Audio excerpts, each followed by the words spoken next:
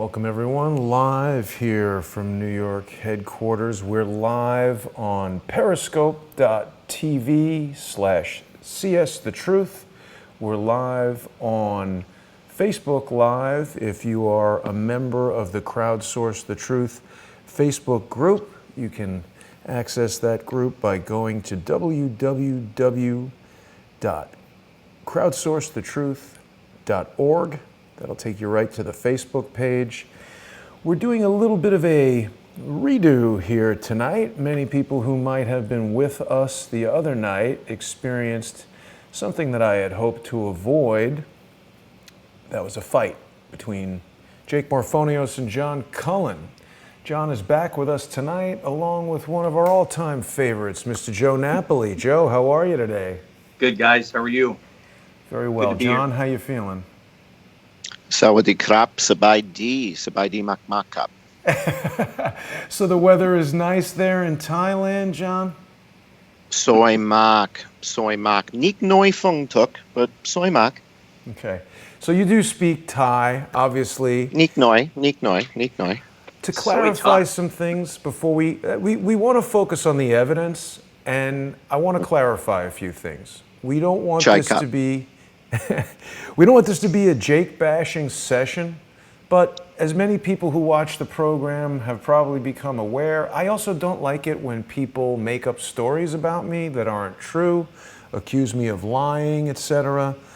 And I want to clarify a couple of things, because my intention, my honest intention in having Jake Morphonios on a program with John Cullen was to bring together two individuals who I felt were doing very, very good work on the Las Vegas shooting investigation. Now, that doesn't necessarily mean that I agree with every aspect of both of these guys' investigation.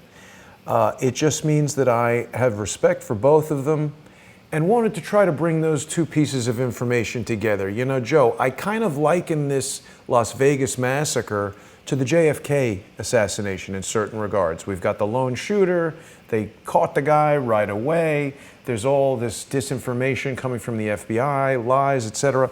So Joe, imagine a situation where someone maybe writes a book about Jack Ruby. You could know everything about Jack Ruby, his history in Chicago, is he tied to the mafia, is he not? How he got into the police station in Dallas the day after the shooting, how he shot Oswald, how he died in prison. You could write a detailed account knowing everything about Jack Ruby and still not know anything about what Lyndon Johnson was doing that day. So this is such a broad investigation that I felt like it's possible that John has information that's outside the scope of what Jake is looking at, and that Jake has information outside the scope of what John's looking at. And in good faith, I wanted to bring these two guys together, not to push one story on the other. I specifically said to Jake, I'd like you to come on with John Cullen because of two videos that he's put on that have really drawn my attention. And those two videos were the video about the Army general who spoke specifically about the training of the Saudi Arabian Air National Guard. That was firsthand testimony from the Army general. Right. And the video about the revelations John had discovered in the autopsies, which were new evidence, and that showed trajectories of bullets that introduced a new element. Now, Jake initially said to me on the first phone call I had with him about this John Cullen thing, and of course I've spoken to Jake many, many times on the phone on a variety of different topics. The first thing he said was that he had some bad feelings about John because it was Jake's perception that John had been fighting with people in comments on videos, and you know, there was all this stuff. So I mentioned that to John. John told me that John felt he had just been communicating with people on Jake's videos, and that there had been an incident where someone was imitating John, I believe, on Twitter. And this introduced into my mind the possibility that there might be a misunderstanding there. Things might not be exactly as they thought they were. And I suggested that the three of us get together on a conference call, not to be broadcast, to try to get a handle on what was going on, understand any possible misunderstandings. And frankly, if Jake had said to me, I know for a fact that John Cullen is not who he says he is, or I have this or that evidence, I would have invited Jake to share that evidence with me, and I would have absolutely included with the broadcast. As a matter of fact, Joe, in that initial broadcast, Jake made reference to, Jake specifically declined having the pre-interview phone call. He said he didn't need it, gave me no indication that he intended to come into the interview guns a-blazing. He seemed to be on board with the idea of getting together to have a rational discussion and share information, and that doesn't mean that I think that everybody's information is all correct and true. But what Jake did that I really didn't appreciate is that he came in guns a-blazing, he was steamrolling, he was filibustering, he would not allow John to speak. He cornered John and said that he didn't believe that he was in Thailand, even though Jake later in his own video revealed that he knew John was in Thailand because he heard a certain bird in the background. Right. He just handled it very unprofessionally. If Jake had presented me with this evidence that he alluded to, and mind you, Joe, we still haven't seen Jake's evidence regarding the whereabouts of Crown Prince bin Salman on October 1st. He said he saw news articles, didn't present me with those news articles, didn't share those news articles with the Crowdsource the Truth audience, didn't share those with his audience, didn't send them to me. And when I asked him on the broadcast, what do I need to Google to find that, he didn't even tell us that. I should also add that in a private phone call between me and Jake, Jake said he was going to share screen captures of these alleged negative comments that he was accusing John of having made. Jake never shared those with me. So I feel like Jake was very disingenuous in what he did, not to mention accusing me of lying, which I never did. Jake accused me of setting up that interview to be a Jerry Springer style, professional wrestling match, which is exactly what I wanted to avoid. And I believe that Jake set that up. Jake accused John of being an agent of disinformation and trying to divide the community, the Vegas research community, which I believe Jake has actually done by doing this. If Jake was interested in getting to serious information, he should have told me that he suspects John as an agent and shared his evidence with me.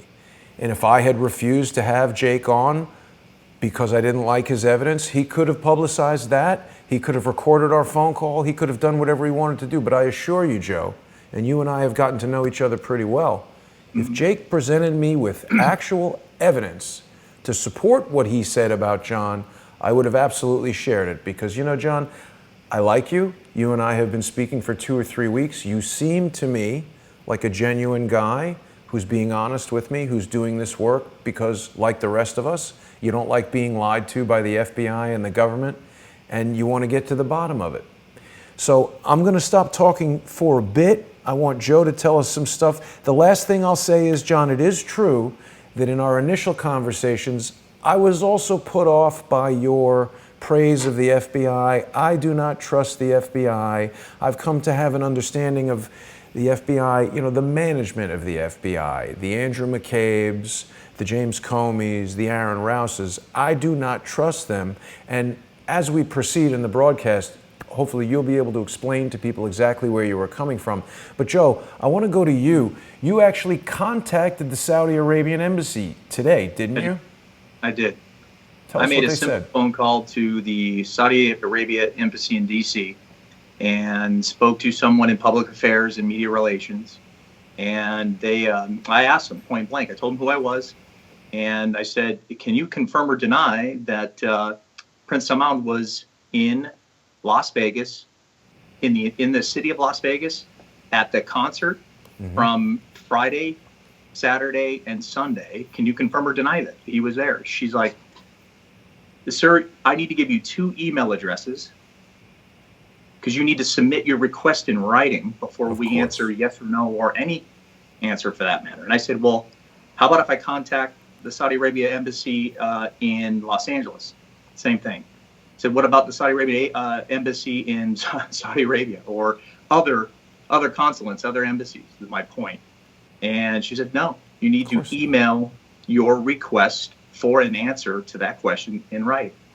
And I would bet $1, Joe, or a dirham, or whatever the currency is in Saudi Arabia, they're not going to tell you. They're going to send you an email that says, guess what, Joe? We don't share the location of the Crown Prince because who the hell are you? Yeah, it was. And look, I didn't pick up the phone and say in in a malicious manner. It didn't come from a bad spot. I mean, I'm not here to bash Jake Morphonios, but I found it confusing that anybody, whether it's Jake or anybody else, is able to get a yes or no answer specific to that.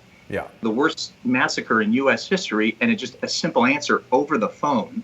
Right. Because if it's yes and it's over the phone, that could mean, then what? Then we need to define that. We need to get this person's name. We need to get back up to that answer. But Joe, why would they share the location of the Crown Prince with some random person calling up? And even if they did share that information, why should we believe what the Saudi Arabian embassy is telling us? I really wanted to see Jake's news articles that he claimed in-depth proof. Right. Can't we just have a stock photo of the prince, publish it on October 1st, and say he's there?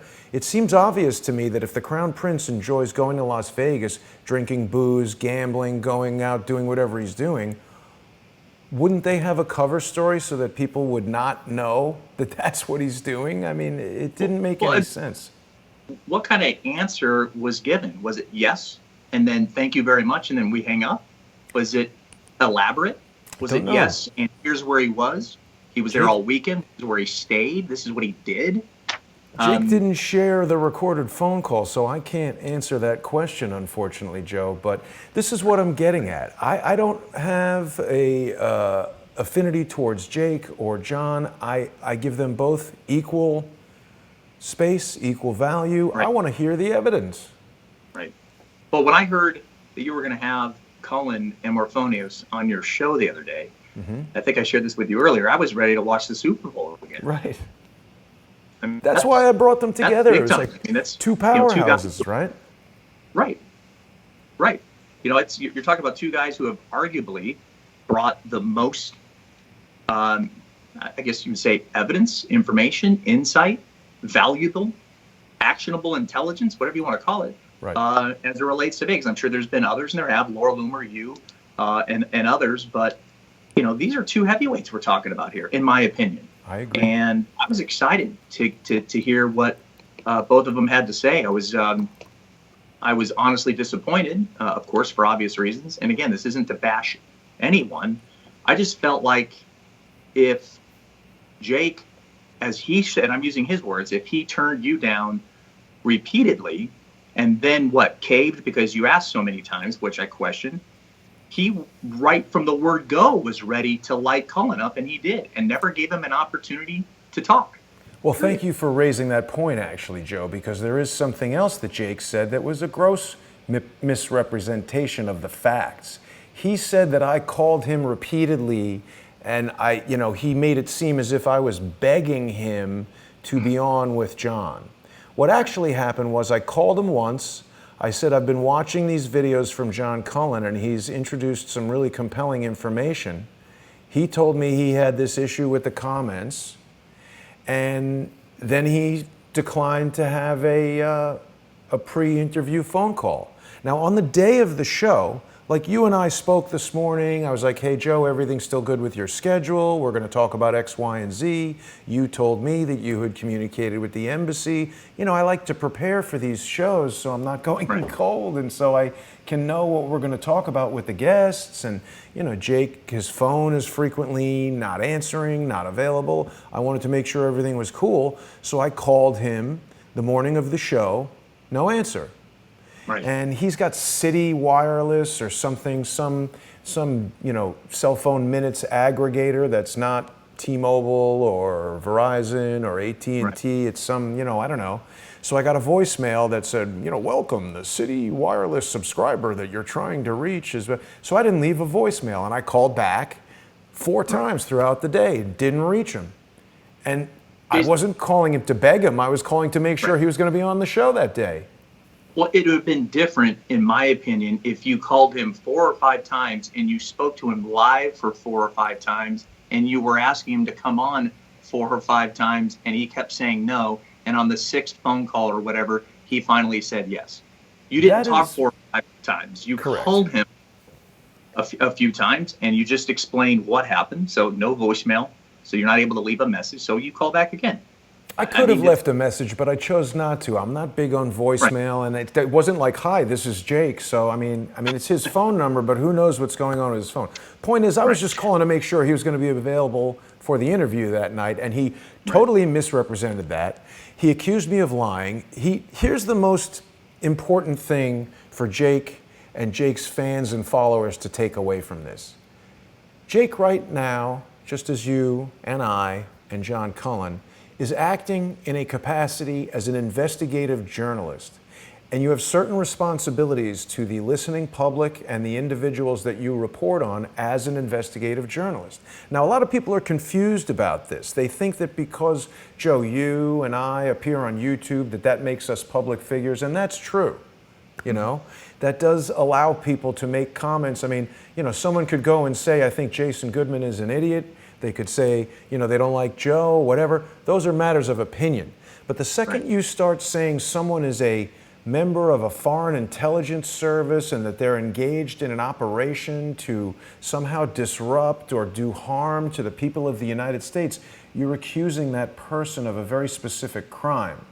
And unless you have evidence to support that, for example, in the case of Robert David Steele, an extremely dishonest man that we have all seen defraud our audience, and I've presented documents from the IRS and documents that indicate that he is not registered his 501c3 organization with the New York State Bureau of Charities or with the equivalent organization in California, yet he's been soliciting money. I'm presenting evidence that that individual is engaged in fraud, and I'm announcing to the public that watch out for this guy, he's a fraud. You can't just go accusing public figures of crimes without evidence.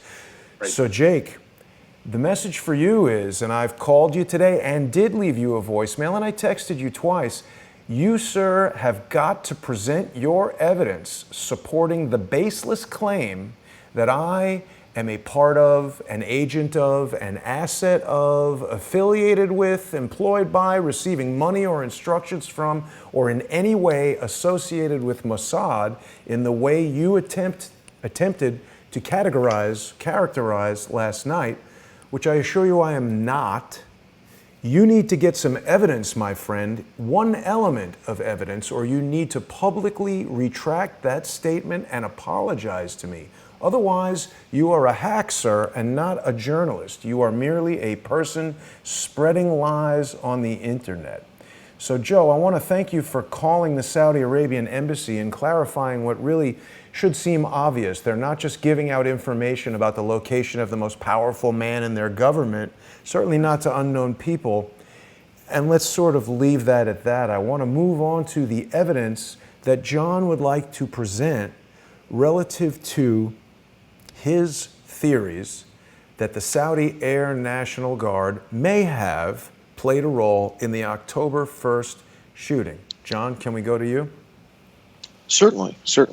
And is there anything, sorry, that you'd like to say about what I've just said? Well, I think there's one other element. When we kicked off the show the other day, I was just trying to be a gentleman and be gracious and compliment Jake on the work that he had done to date. It was, in fact, genuine. I've watched Jake, and I did, in fact, reach out to him to try and get him to view some of my videos and get feedback and say, what do you think of this? Genuine to view as well. I don't mean to cut you off, but I felt like it was very sincere. The compliments Absolutely. Jake, and I think that we're very deserving of Jake. And so I've shared with Jason a few times as relates to Las Vegas and the pedophilia in Morphonios. He's a stud. He's done well. But I felt your intro in that video the other day with Jason and Jake was sincere. I think it came from a great place, and I think he accused you of buttering him up, which I completely disagree. But I thought it was very respectful. Well, I tried, and then, I was a bit appalled when he just came right out and attacked me and said, I'm a fraud, I'm a disinformation agent, and then he said I work for the CIA. And I don't know if you guys know this, but it's against the law to out a CIA agent. Did not know that. That's a federal offense. So if, in fact, I did work for the CIA, which obviously I don't. Same thing. Right. So it is a federal offense. So if, in fact, I had been a CIA agent, Jake would have been in a hell of a lot of trouble. right? So But John, obviously I he's don't an work at, expert investigator. He knows everything. right. Shouldn't Well, he know that? he's a professional. Well, look, he's a professional, which means he does it for money. I'm an amateur, which means I don't do it for money. That's what the definitions are. And I think what we saw the other day was something that is called overconfidence effect or overconfidence bias. And I think it stems from the fact that Jake heard an interview that I did a couple weeks ago with AJ Benza in California. And in the interview, AJ mentioned, it's kind of bizarre. You live in Southeast Asia and all that. I think you're in Thailand. And that must have perked Jake's ears up, right? So he obviously was listening to that show because that's the only place we talked about the fact that I live in Thailand. And Jake developed overconfidence bias as a result because he obviously speaks fluent Thai. So he comes out of the corner swinging like a madman that he's going to show me up that he speaks Thai, and he thinks I don't. So he thinks I live in Columbus, Ohio or something, and I'm pretending to live in Thailand to make it more dramatic or something. I don't know what the hell he's thinking. But the fact that he tells everybody on the show that he's going to prove that I'm a fraud. Right. All right. So now he has insulted you and he's insulted your guest. To me, I'm not sure what kind of upbringing he had, but I didn't have that type of upbringing. I'll leave it at that. I thought it was very unprofessional on his part and also not effective at doing what he intended to do. As I said, it doesn't matter. Well, and one final comment. I mean, after telling the audience how he's going to prove that I'm a fraud and that I don't live in Thailand, when I did produce credible evidence that I am in Thailand, and my daughter starts talking to him in Thai at 6:30 in the morning when I woke her up. And the license plate. Right, and then his response was, I knew that all along. I knew he was in Thailand. That was just a ruse. That's what he put in, I guess, his follow-up video. I heard this from people. Yes. So what that means is that Jake lied to your audience at the outset of the show. And said, I'm going to prove John's not in Thailand, even though I know he really is. I mean, that's the behavior I expect from a 9-year-old little boy. 9-year-old little boys say, well, I knew that all along. I knew that from the beginning, right? Yeah. That's how little boys act, right? So this is what I mean. I'm not sure what kind of upbringing he had, but the way he carried himself, I believe, was just a little bit more childlike. We all came to the table to talk about evidence, to talk about video evidence, and let's stop talking about him for a minute and let's get into some of the facts. I agree. All right, so at the end of the day, we have been working on this project. And by the way, my brother has nothing to do with this. I threw words out just to shut him up. So when I said it's my father, my brother on my team, I don't have a brother on my team. There's no brother. This isn't a family business. Yeah. So when I talk about we, I'm talking about people like Joe Napoli. I'm talking about people like Shepard Ambellis. I'm talking about people like Laura Loomer. I'm talking about people like the guy in Antarctica who's reviewing video footage, reviewing images, and sending them to me in email from Antarctica. I'm talking about the guy in Finland who's reviewing video footage and sending it to me from Finland. When I say we are John Cullen, I'm talking about a crowdsourcing approach. I worked with Truth Tracker for 6 weeks on this. Together, we were emailing each other back and forth and comparing notes and trying to figure out this flight radar stuff. And finally, I had a certain insight into what was happening in flight radar that he disagreed with. And so we separated paths. But to me, that doesn't make him less of a hero. Right. Yeah. That was clear to me, John, that the we that you were talking about, I mean, you've even got videos where you list people that you're thanking. Absolutely. So Absolutely. Him challenging Absolutely. the we, he claimed yesterday that he busted you on not being from Thailand, which he admits he knew you were in Thailand, and you've provided very good evidence. Right. So my question is, what did he prove? Did he prove I do live here, or did he prove that I don't live here? I don't know. What was it that he busted me on? That I do or don't live in Thailand? I think because Mike Jai, I don't understand. Real quick, what I'd like to add to that real quick, I don't know what Jake's intent was in wanting to, quote, bust Cullen as it relates to where he lives. I do know that I've seen some of Jake's recent videos as they relate to pedophilia, child trafficking, things of that nature. And he's even mentioned in his own words that he's either received phone calls from the FBI saying they're on their way to his house.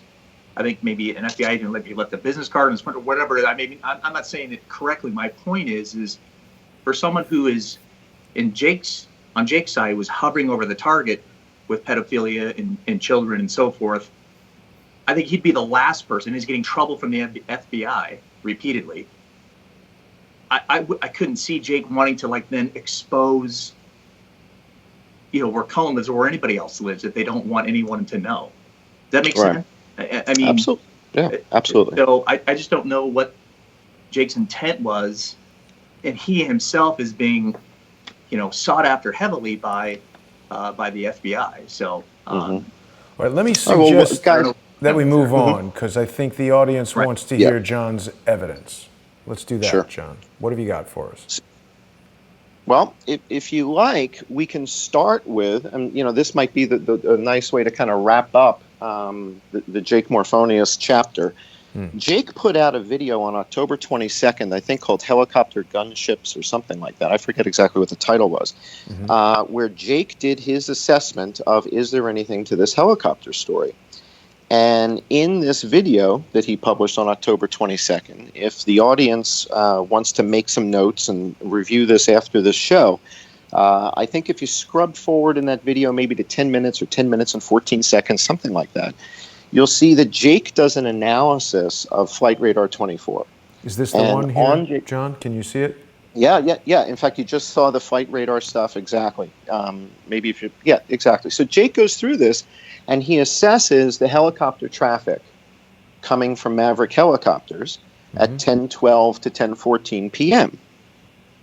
And in this video, Jake's conclusion is that there are 4 helicopters departing from Maverick, and that there's nothing out of the ordinary here, nothing to see here. And that's his conclusion. Right. Okay. So in my video, which we did, which is called Maverick Helicopters, What Are They Doing? Right.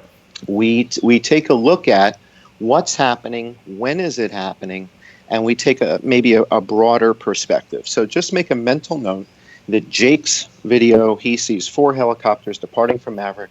Nothing strange here, nothing to see here. Our video, we published Maverick Helicopters, What Are They Doing? We see 7 helicopters taking off. Now, I'm not a professional investigator, but I'm pretty good at counting to 7. Right. Okay, so there's 7 helicopters that leave Maverick. And if you're not familiar with Flight Radar 24 because you haven't baselined other Sunday nights like we have, we baselined, 16 different nights. Tell us what baselining is, John. People might not know what that is. All right, so baselining is where you have to establish what is normal, what is typical. And this is, I come from a process engineering background. I did a lot of root cause analysis and Six Sigma type work in my previous life before I retired. And one of the things you need to do is establish what is normal. What's a typical Sunday night look like? And so my suggestion is that if we go to the Maverick Helicopters What Are We Doing video that we What Are They Doing video that we published, why don't we step through that with the audience together, and I'll sort of show you what we saw and give you our assessment of what we see. And right, so there I'm commenting Truth Tracker, right, gave him equal billing right at the top. We are John Cullen. So that's what I mean when I say we are John Cullen. It's everybody. I'm not here to take credit for this stuff. This is a team effort. So what was Maverick Helicopters doing at 10:12 p.m.? Let's hit pause for a second. Sure. And why does this matter, right? So why is this important? Because prior to 10:12 p.m., we see 0 helicopter traffic near the Route 91 Harvest Festival site. From 10:03, when Sundance comes in for a landing, and by the way, we see the Sundance helicopters. I think one of the criticisms people have thrown my way is that, are you ever wrong? Do you ever make mistakes? And the answer is, of course. We make mistakes all the time. right? And early on, we had some false positive sightings. We see helicopters hadn't yet correlated. So now what we know, and it doesn't make the entire video irrelevant, however. So a video that I published, let's say October 17th or October 23rd, the entire video is not irrelevant if there's one false positive sighting out of 100 sightings. That's my feeling. And I think that for the record, it's important to have this trail of how did we get to these conclusions. Jake seems to want to open the book up to the final page on the final chapter, look at the summary, and go, this is absurd. And that's called judging a book by its cover, that you can't come to the summary and the conclusion without reading the chapters to understand how do we get there. And again, that's somewhat childish and immature. So I want to explain how did we get to this conclusion. I don't even want to mention the Saudis ever today. This is not about Saudis. This is about what happened outdoors that night. And Joe Napoli was there. Joe will tell you what he saw, and I'm going to show you what we saw. And my handicap of being where I am and unable to get to Las Vegas easily meant I was in a dark room with an iMac 27-inch Retina for 20 hours at a clip. On days when Jake was exploring pedophiles, on days when Jake was investigating Paddock, on days, right, I'm watching video, frame by frame by frame. So what was Maverick doing at 10:12? The gunfire is still going off. The shots are still ringing out. It sounds like a war zone. What are they doing? So let's keep going. Let's keep rolling the video. Great, great. Why does this matter? All right, everybody's familiar with the location. The security camera footage that Tucker Carlson broke, the black and white footage that shows that poor woman who was shot and killed lying down. In that footage, we see the helicopters in the security camera footage. And the helicopters that we see are the Maverick helicopters taking off at 10:12 p.m. Truth Tracker did an amazing job of synchronizing this video footage with the flight radar recordings and showed definitively, here they are taking off on flight radar, and here they are coming up over the tanks on the security camera footage. It's all synchronized. And he did a remarkable job of that. And so what this is showing is at 10:12 p.m., before the shooting has finished, Maverick is leaving with 7 helicopters. So that's a full set of tourists, man. You know how many people with cameras that is? 7 helicopters full of paying tourists. That's a lot of people that couldn't wait for the gunfire to stop. So exactly. Here's the synchronized footage, right? So here you're seeing the footage of the security camera, and you're seeing the flight radar recording on the right-hand side, and you're seeing live first-person camera view. And this was provided by Truth Tracker. So Truth Tracker put this together, and this is why we gave him equal billing. The guy's been doing an amazing job. But I don't think he's a professional either, so, you know. So at 10:11 p.m., we see the first Maverick helicopter spinning up, transponders on, and they begin moving. And Maverick number 1 begins to head north. And we're going to see Maverick number 1 on the security camera in the upper left-hand corner of the screen. They begin flying north, and the way that security camera is oriented right now, the security camera is pointing due south, right at the Maverick base. So when the helicopters come towards the security camera, in the screen, they basically go straight up. It looks like it's going from the tank straight up, but it's actually coming towards you. It's perspective. And you'll see this in a second. So the Maverick helicopters taking off at 10:12 p.m. causes us to raise an eyebrow. There's gunfire going off, automatic gunfire. All hell is breaking loose. Sorry, John. And these guys are taking a tour. That light that we saw going up, that was the helicopter you're talking about? That was it. Correct. Okay. Correct. So that's it flying up and over the security camera. Now you're going to see a parade of them. So the shooting's still going on. There's still gunfire. So the question we started asking is, so what was happening? Was there a group of tourists at Maverick that just said, damn it, gunfire be damned, we're going on a tour. Let's go. I'm not waiting any longer. I'm not waiting till 10:30. We want to go now. And all 7 helicopters left while the gunfire is going on. Forgive me if that doesn't make sense. Now, John, you couldn't wait 10 more minutes? You've got a bunch of tourists? Because when we heard the interview with the people over at Sundance, they were petrified. The people at Sundance Helicopters, which is just a couple hundred meters up the taxiway there, said it was like a war zone. It was terrifying. So where is Maverick going at 10:12 p.m.? Now, this is where it gets interesting, because you went to Maverick Helicopters with a professional investigator. Well, that's right. And I was the one who said, let's go to Maverick, and Jake published his Maverick video before I published mine and didn't mention me in his. Mm-hmm. That's fine. That's his prerogative. But he only counted 4, right? He only counted 4, but he's the professional. So what we're seeing here is now it's 10:13, and these guys are up and out, and they are heading north on their normal flight path.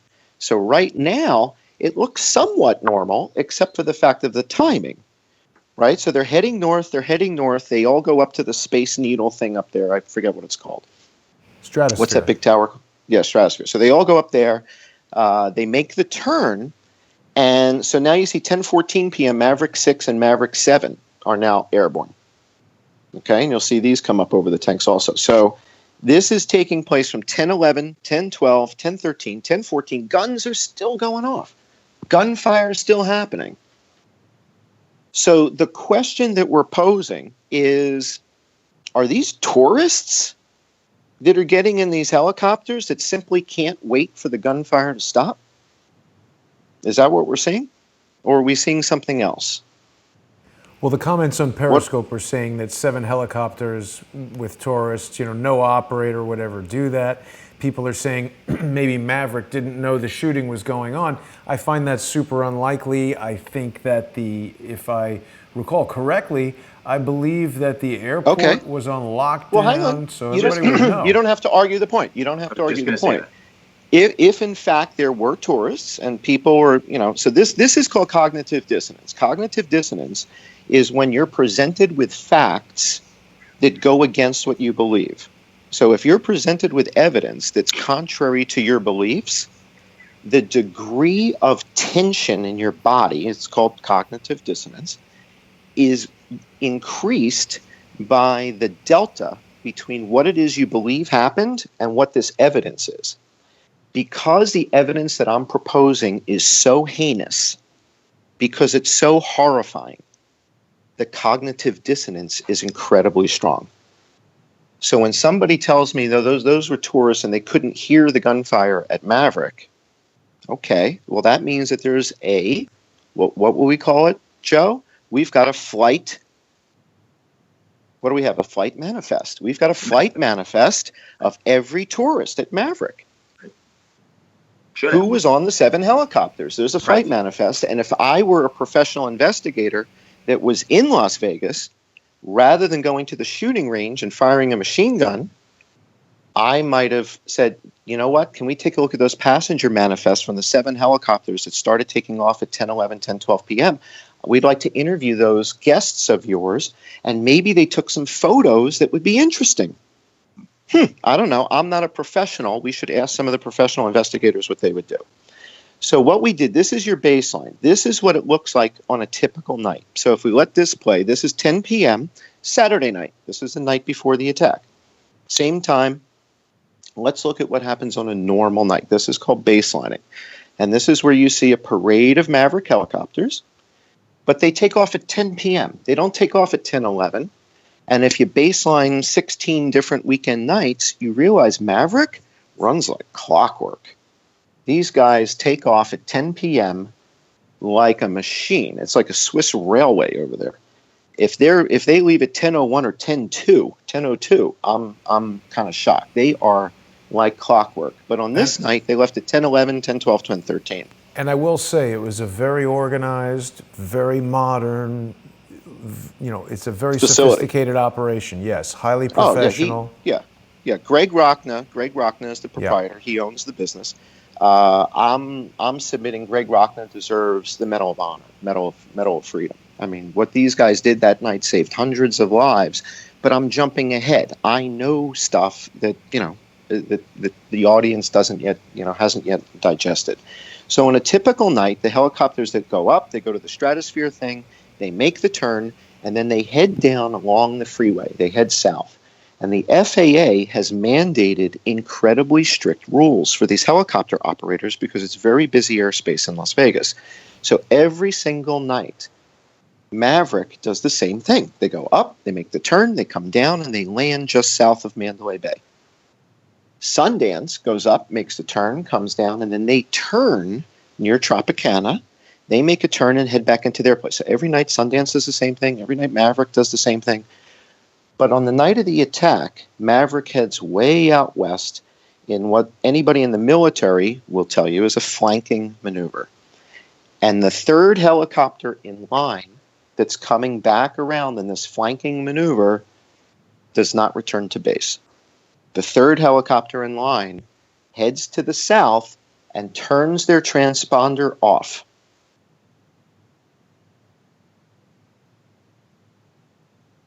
John, have we still got you? Yeah, I'm here. Poof, they're gone. Transponder's off. They make the turn in the lower left-hand corner, right? So as they're turning, 7 helicopters make the turn, 5 helicopters return to base. Number 5 has no call sign. It says no call sign. And it veers off and switches its transponder off as well.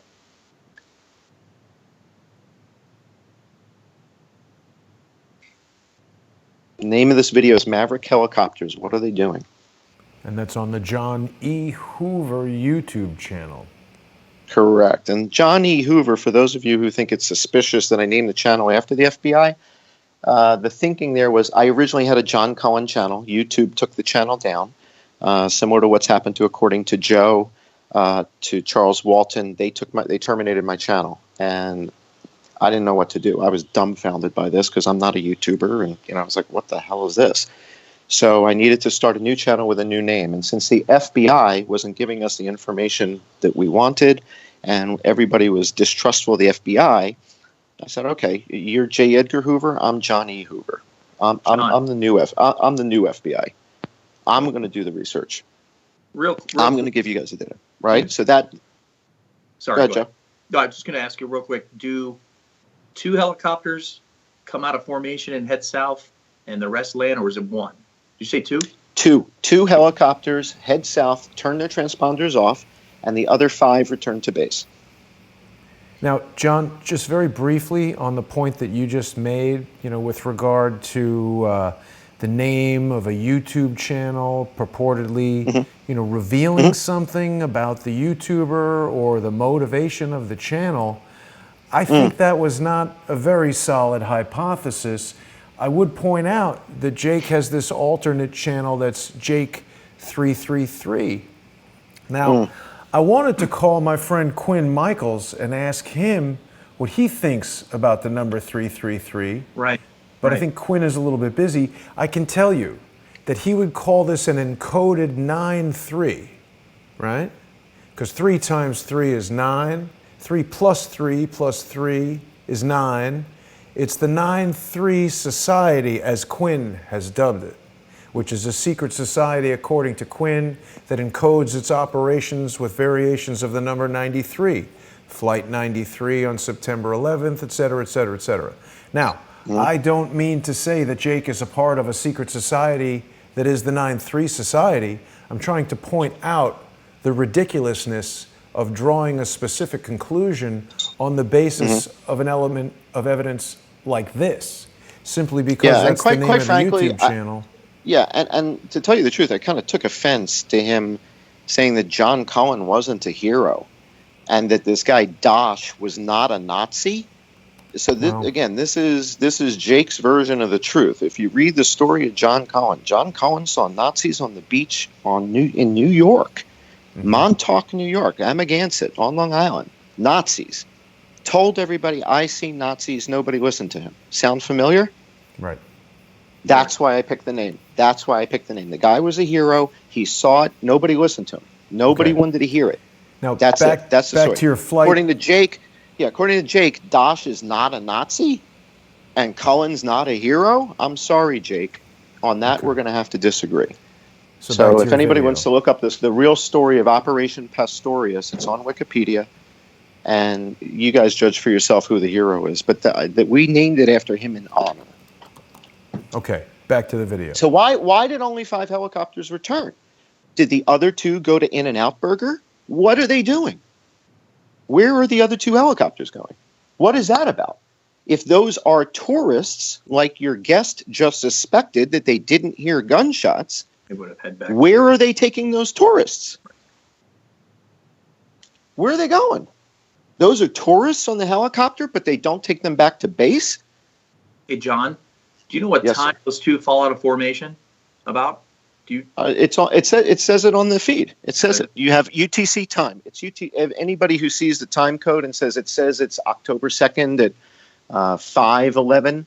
That's UTC time. That's a universal time code, and it's used for syncing clocks all over the world. So anybody doesn't know about that, you can just look up UTC time code. So that's why the clock on the flight radar says October 2nd at 05:11, 05:20. But yeah, it's on flight radar. So when they disappear, you can just hit pause and you'll see the time. It'll tell you that. All right. Homicide wants to know where the flight manifests are for those helicopters. Have we seen them? Yeah, me too. I don't think that's public info. No, and again, this is what I'm saying. So Jake is in Vegas. Jake is a professional investigator. But Jake doesn't ask that. Now, if I was there, that's what I'd be looking for, right? Right. Well, to be fair, I didn't get those either. So, well, because they gave you guys the okey doke, right? They gave you the, golly gee, we don't know nothing. Well, of course. I think I just wasn't on it at the time. If you and I had been speaking and you told me to go there and get it. Of course, yeah, you would have been probing for sure. Right. But so now the question is, if there are flight manifests from that night, is that a matter of national security at this stage? Why would we not be allowed to see those? Who cares? If those were tourists, what difference does it make who was on the helicopter if those are tourists? Now, at the same time, just to add a little fuel to the fire, we also saw footage of helicopters and whether it's SWAT or commandos or Homeland Security or, hard to tell. But we see a bunch of guys gearing up in the parking lot of Harley Davidson, right, getting ready to go after somebody, right? Now, if what we're hearing from Sheriff Lombardo is true, that we've got a lone shooter in the room, and then he says, we believe we have the situation contained and there's no second shooters, where are these guys going in that helicopter with all those guns and stuff? Where are they going? Because what we don't see in the, that stair-step shooter footage where the cop, the N911 flies in front of the building. So in that footage, we see the police helicopter fly in front of Mandalay Bay, but what we don't see is the type of footage that I'm used to seeing from when I lived in Los Angeles, which is the helicopters flying around with the searchlights. Yeah. All right, we don't see a helicopter with a searchlight pointing to 32-135, looking for the shooter. That's an excellent point. It is. All right, we don't see that. You see those helicopters in LA all the time. Sure. Every nighttime. I mean, there's high-speed chases during the day, they're at night. But if it's at night, that candle from that helicopter is lighting up that entire freeway, whatever road that car's on. All right. So my question is, if those guys from Harley Davidson were gearing up to secure 32-135? No, we don't see that. And the police helicopter just flies right through the gap. Why do we not see helicopters hovering and shining their lights on 32-135 to see what's going on? Because the police don't breach the room until 11:20. I was just going to bring it up. There's 44 minutes from 22:05 to when they do the infrared. Correct. So they don't breach till 11:20 supposedly. Right. So if they don't breach until 11:20, and we know that N911WY, that's the LVMPD helicopter, they meet the Maverick convoy up at the top of the key, I call it, up at the stratosphere where they make the turn. They meet them up there. Maverick starts heading southwest in their flanking maneuver, and N911WY heads to McCarran. McCarran had reported shooters at the airport, people on the runway, etc. So the police head straight to McCarran. Maverick heads southwest, and after N911WY clears McCarran and says, nope, no shooters on the runway, we're clear, we're good, then they head over to Mandalay Bay, and I think they get to Mandalay Bay on the flight radar at about 10:32, 10:33. They're in the Mandalay Bay vicinity. John, Now is there they another start video you want me to show while you're talking about this? No, this is all in the same Maverick helicopters. What are they doing? It's all in there. All right. So, you guys can all watch it. But basically, this is what happens that night. And our question is, well, where are these guys from the Harley-Davidson dealer? They're gearing up. This is Homeland, FBI, SWAT. It's maybe a mishmash of all of the above, getting on a helicopter to go where? If you've got a lone gunman in a hotel room, where are these commandos going in a helicopter? Why would they be doing that? And now everybody keeps saying, well, where was SWAT? Where was SWAT? Why didn't SWAT? How come Levi Hancock was all by himself? Well, here you go. Because SWAT was busy chasing the bad guys. That's my theory. If you have a different one, and you think that those were tourists, and you think that these SWAT guys were going to make sure Stephen Paddock didn't jump out the window before they breached, I'd love to see footage of these helicopters hovering outside of Mandalay Bay with their lights shining on the window. If they're tourists, why would they fall out of formation? Why wouldn't they just go back to? Well, exactly. That means Maverick absconded with 2 helicopters full of tourists and took them where? Where did they take them? So, John, people are asking where they can see this footage. I want to remind everyone that we're speaking to Joe Napoli and John Cullen, and you can see John's footage on his YouTube channel, which is John E. Hoover, a name that he selected after his original channel. John E. Hoover, a name he selected after his original channel was knocked out by YouTube. The video we've been reviewing is Maverick Helicopters, What Are They Doing? The video is still there. There have been apparently a lot of Vegas YouTube channels taken off of YouTube very recently. So you may want to go to the John E. Hoover channel and subscribe and download these videos while you still are able. Joe, what do you think about all this? I mean, you were there that night. Is this, how are you feeling about all this? Well, I know that I watched the Dan Bilzerian video for the very first time today, and that was very emotional. But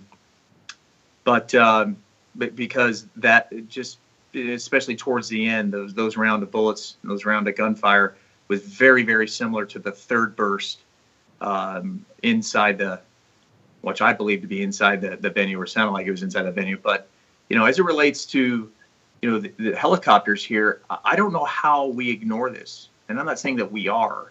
And I'm not saying that this is 150% correct, but it is, I think it would be a disservice to the entire investigation process, especially to the families who lost loved ones on October 1st, if we or anybody else ignored what Cullen has put together in terms of the helicopters.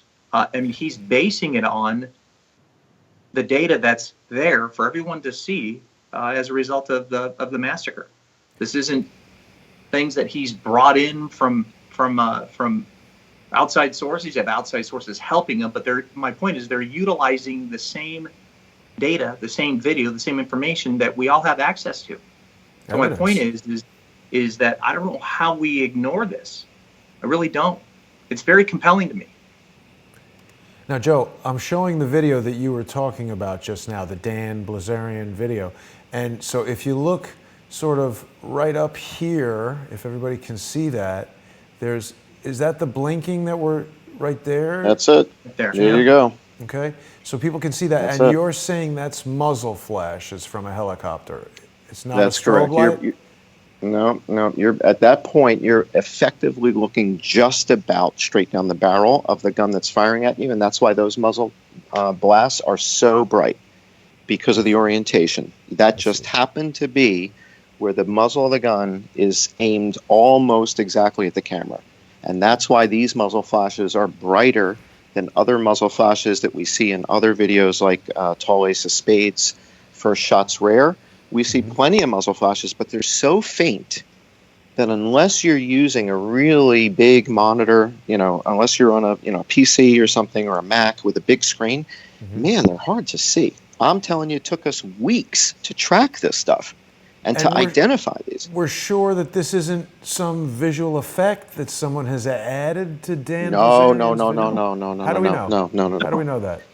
This is the original footage, and Dan doesn't, Dan's still suffering from PTSD. He doesn't want to face the helicopter thing either. He's not saying there's helicopters.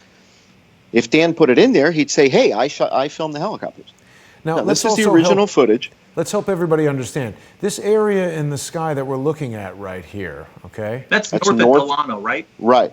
That's between the Delano and the Luxor. Right, that's between Delano. Beam here is the beam off the top of the Luxor, one of the brightest lights in the world that can be seen from space. So that's the Luxor tip.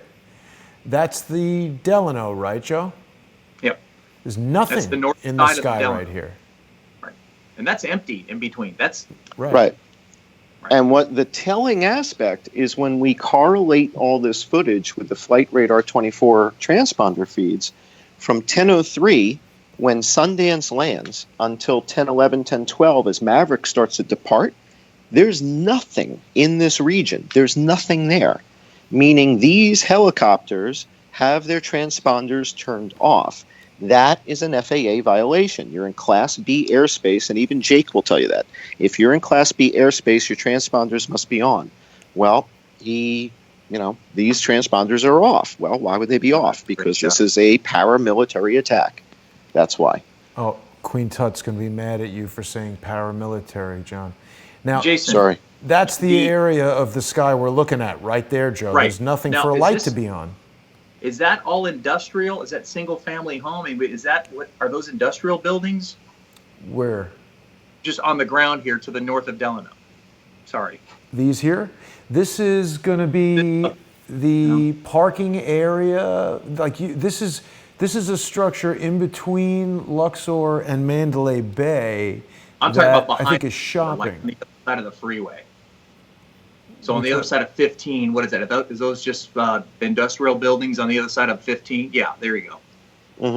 Yeah. Okay. Yeah, there's no skyscrapers. There's no skyscrapers. There's nothing. Yeah, I think Joe's trying to figure out are there any tall buildings? Oh, right. no. Prominent there that's between Delano and the that strobe light in the Luxor. Yeah, right, and guys, this is one of 117 sightings, right? I mean, they're all over the place. This is just one of them, right? We just started this video. They're everywhere. Right. And the point is, they're everywhere, and they're not on radar.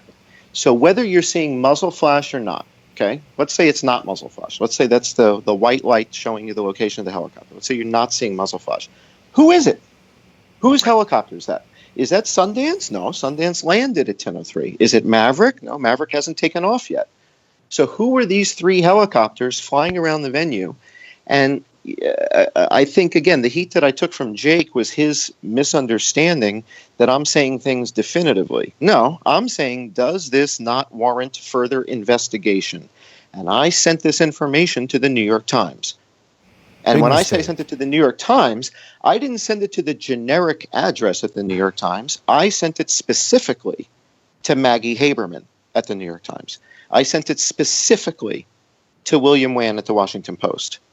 All right, I sent this information about which video, what time code, scrub forward to 2 minutes and 17 seconds, look in the upper quadrant, look above Mandalay Bay, and you guys tell me, is this worth further investigation?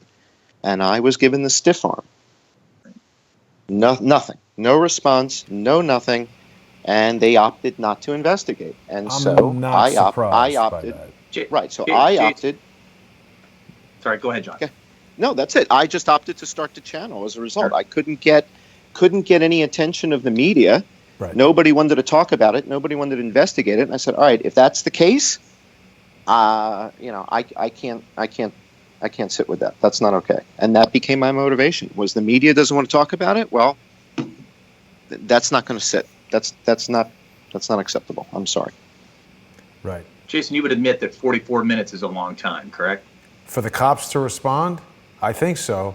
I mean, Joe, when you and I walk around Vegas, the cops are everywhere right there. People who haven't been to Vegas may not realize, even though the actual municipality is pretty large, the Strip is really what we're talking about when we're talking about Vegas. It's really just maybe 10 or 12 city blocks with all the hotels and buildings in there, and the cops are always there. I find it surprising that it would take more than 5 minutes from the first shot until the time. The cops should just look up and be like, oh, 32nd floor. You should have cameras and sound and all kinds of things detecting everything all over the hotel. The cops should have been there. Exactly. To support that, Jason, can we scrub forward a little bit in the Dan Bilzerian video to an area that Joe was pointing out to me toward, I guess, maybe 2/3 in. Dan Bilzerian starts running towards the south, and they're taking cover behind a sort of like a half wall of concrete, concrete barriers or something like that. The other thing in the video, it says you can hear the helis overhead. If you guys at home have headphones, I'm not please playing the sound right now, but people can get this video on your channel as well. Exactly, and I encourage everybody, you've got to watch this stuff with headphones on. When you watch it with headphones, you're going to hear the low hum of the helicopters when you have your headphones on. Also, one of the ironies is we've had about 1.2 million views on these videos, but over half of them, people are watching on their phone, which drives me crazy. It's almost you know that impossible. from looking at the analytics, right? Yeah, exactly. So, of course, it's so difficult for me to see them on a 27-inch iMac 5K Retina, and you guys are watching them at home on a Samsung phone? Are you kidding? You're not going to see any. I can't see them. I can't see them on my phone. Right? So to expect you're going to see anything watching this on your phone is ridiculous. You have to watch this at least on a laptop or a PC or a Mac. I mean, you're not going to see this on a phone. If you have a big iPad or something, maybe. But to think you're going to see any of this evidence on a phone is sort of ridiculous. Now, the gunfire here in this part is very, very prominent. And again, it's rapid, it's close, it's loud, and it reminds me of that third burst of bullets when we were standing inside the venue. And then you see this blinking light as part of that. So again, how do you just turn a blind eye to that? I don't. For me, it's very difficult to ignore. It really is. If we knew that HBO was making a film that night and that HBO had 3 helicopters in the sky, or if CNN was there and they were reporting live, okay. But I'm telling you, I'm looking at the flight radar, there's nothing there. And I see 3 helicopters. Let me ask you this. So this is a constant light. It's not a burst like a muzzle flash. So what do we attribute that to? So that could be the light on the helicopter. Do they have interior lights? Yes, they do. Bright, not that bright. Okay. Well, I don't know. Again, I'm not saying every single thing we see is a shooting helicopter, but as you watch, pointing down to the ground, either I get that. Right. Okay, hang on. Let's go back to, for a moment, Google Earth, and let's see what we have just to the left there. Is there anything high up enough or large enough that a light could be on it? Doesn't look like it. Because so he's over here then. Right. There you go. I don't know what that would be. Pretty weird, huh, Joe? Yeah. I don't see anything that would lead me to believe that, because I don't know exactly how far that is up in the air, but I mean, would you say that's taller than Mandalay or even with it? Hard to tell. It's hard to say. The perspective is a little, it's difficult to say. Why would a helicopter on a covert mission leave its light on? Because they're trying to reload the FN Mini-Me belt-fed machine gun. It's difficult to do that in the dark, to put a new belt in the machine gun. So they turn the light on, reload, turn the lights off. Let's go. I And at cannot this agree point, that that's an internal light on a helicopter. An it's internal light okay. on a helicopter is going to be like the So then interior light on a car. move on to the next sighting then. Right. So Okay. just hit go forward to the next sighting. Yep. So the question is, do you think it's a helicopter, or do you think it's a plane, or do you think it's Venus? Right? Some people said it's a planet. No. Right? Is it Venus? Is it an airplane? Is it a helicopter? I don't know, but I think it warrants further investigation. Right. That's all. That was a lens reflection, right? In the last. Some of these are yeah. Right. Some of these are lens flares, and I point out the difference between a lens flare and a helicopter sighting. You're going to see both. Right. Those are lens flares. Now look at the difference between the lens flare behavior, how it moves around and jumps around, and then you'll see the helicopter that does not move around and jump around. Right. And you'll see the difference. The lens flare is basically going to be affected by the angle. You move your hand slightly, and the lens Correct. flare is going to move dramatically. Also, Move with it. notice Right. when this lens flare is actually from one source of light, which is this, hitting You're right. 3 glass elements in the lens. Because when this guy blocks it, you'll notice it goes away. That's exactly right. Right. Very good, Jason. Very good. Hey, Excellent. for all those people who think I was not a cinematographer, there's that. Look at you. Look at Jason. So what we're seeing is a combination of lens flare and another object in the sky, right? Now, again, for those of you who think that's a UFO from another planet, okay, you should go have a meeting. Is it an angry seagull, right? Is it, what is this? It's a helicopter. Now, am I being definitive? I'm saying it warrants further investigation. New York Times, Washington Post, CNN, NBC, ABC, Fox. That's my point. It warrants further. That's it. That's all I'm after here, Jason. I just want the story to break, and let's get the big boys coming in and asking the tough questions. And Well, I haven't been able to. yeah. I haven't been able to spawn that. I'm 100% with with you in 80 that videos. regard. Although Big Boys, New York Times, I mean, I guess those outlets are needed to get the general public to agree, but They're not doing it. They not now doing it. well, because I think what's happened is slowly but surely the press has turned into the media, and the press, what we used to think of as the press, now has an agenda. And based on which channel we're talking about, they have either a right-wing or a left-wing agenda. Right. And they're making decisions about what they want to cover based on how well does it fit their, Yes. what they want. That's what I And meant that's to not say. the free press. Right. Yeah, I was that's a not bit, the free bit distracted press. by the comments. I don't consider the New York Times or CNN the big boys. I would rather have people like you, Joe, me, Jake Morphonios, whoever else wants to participate in a civilized discussion. I'd rather have us come to the conclusions that are supported by evidence. Now, earlier in the Periscope comments, Gen 2020 was saying that Thomas Paine had tweeted earlier today that he has new shocking evidence in the case. And I actually spoke with Thomas Paine earlier, but he did not reveal to me anything more than the fact that he has new evidence that's shocking and compelling. So hopefully we'll be hearing about that soon. Jason, I will tell you. Yeah, Joe. Sorry, I was going to ask you. So,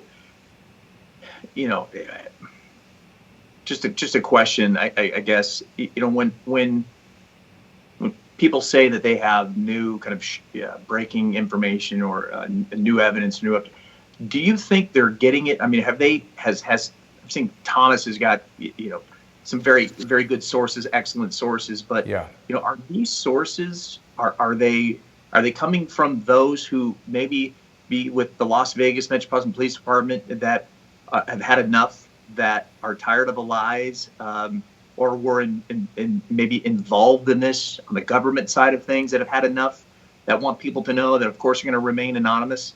I mean, it's kind of an obvious question, but as we move further with this, and we're getting more information and more evidence, it's good to hear that. It's good to see that. But I'm wondering where it's coming from. Finally, I guess. Well, I mean, I'll be very clear. I don't know what Thomas Paine's new evidence is. I just had a long conversation with him about a lot of things, and this was one of the things that came up. I was totally not going to mention it because it's Thomas's story, his information, and I just don't know anything about it.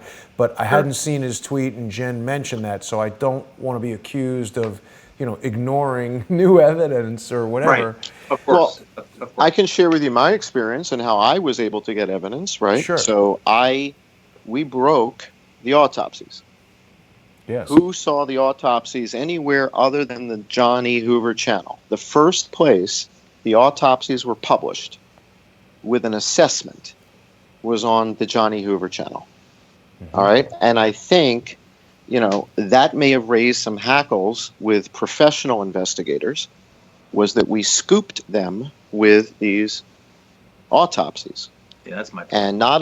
And the thing is that we didn't just publish the autopsies, we assessed the autopsies. We read all 58. Yep. And so to the question that Joe just posed, where is some of this evidence coming from? Right? So how did the Johnny Hoover, John Cullen team end up with the autopsies and an analysis of the autopsies before CNN? Yeah. How did we end up with them in an assessment of them before the New York Times? Before Huffington Post, who I think is maybe the only one that's actually published anything at this point. And the answer to that, Joe, is yes. Those autopsies were leaked to us by a member of one of the major media outlets who said, these are now released, although the coroner is not releasing them really, but the judge ordered them released, and we got copies here at our network, but we may not be able to do anything with these as quickly as you can. And so there are people at the networks who are watching what we're doing and understand that we are fleet of foot. We are quick. We don't play games. We have no red tape. We have no agenda. I am interested in getting to the truth as fast as possible. And one of the things that has also raised people's hackles here is that we posted our hypothesis back in November. And we've put that hypothesis up on the shelf and said, here's who we think did it. Here's why we think they did it. We think they had the means. We think they had the motive. We think they had the opportunity. And if we're wrong, please show us an alternate hypothesis that is similarly well researched. That's all. Right. Now, John. And if you have, go ahead. Yeah. Just toward your release of the autopsies, for anyone who might be wondering, well, why would the mainstream media give it to you? I think I'm going to create an informed hypothesis here. We've seen members of the mainstream media. They've approached Laura, they've approached me. They've said things like, hey, we'd like to report on this the way you guys are, but we can't. We'll get fired. We even saw someone at Fox in Vegas get fired for putting a story Laura did on the news. So the notion that someone within that organization or any of those organizations might have this, but realize they can't do anything with it, email it to you, email it to me, whatever. Of course, I released all 58 of the autopsies on a video with Laura Loomer the other day, and I think Laura has pushed that out also on lauraloomer.us. If people go to that video on the Crowdsource the Truth YouTube channel, you can see it there. I've also, Joe, I've shared those 58 autopsies with Dr. Thomas Rudd, who's the pathologist, of course, that we've interviewed a couple times. He was the Lake County coroner in Illinois and was essentially pushed out for being an honest guy. So I communicated with him. He passed his forensic pathology exam, right? He passed his forensic pathology exam. He's a medical doctor. He's told us a lot about the way coroner's offices work around the country, and I communicated with him this morning. He's got the autopsies. He's told me it's going to take him a little while to go through all of them, but this is how we're trying to do it. Collect the evidence. Maybe the doctor tells us something that strengthens John's hypothesis. Maybe he tells us something that knocks it out of the box, sends us in a new direction. That's what I'm interested in. And I still ask anyone out there in the crowdsourced community, anyone who is a fan of Jake's channel or Jake's information, if you have these Saudi Arabian news reports that definitively show us where the Crown Prince was on October 1st, I'd like to see those. I think we should have an opportunity to scrutinize those. I think we've all heard the term fake news. I think Saudi Arabia is a country that's very tightly controlled by its government, and it's certainly possible that a fake news report could be issued. So I want to evaluate this evidence, this news. I don't know if the Crown Prince was or was not in Las Vegas, but as Joe said, I don't want to eliminate John's theory as a possibility until it's been eliminated. And just, making him nervous on a phone call by accusing him of not living in Thailand doesn't seem like the way to do that. And it's important. So it's also really important to distinguish the difference between the early work that we did, which was establishing there are helicopters here. They do not belong here. These helicopters are here while the shooting is going on. They're not accounted for on flight radar, meaning their transponders are off, which is illegal. They're also flying in directions that are backwards, meaning they're flying east to west. They're flying northwards between Delano, Mandalay Bay, and Luxor. You can't do that. That's like getting on the highway and driving the wrong direction.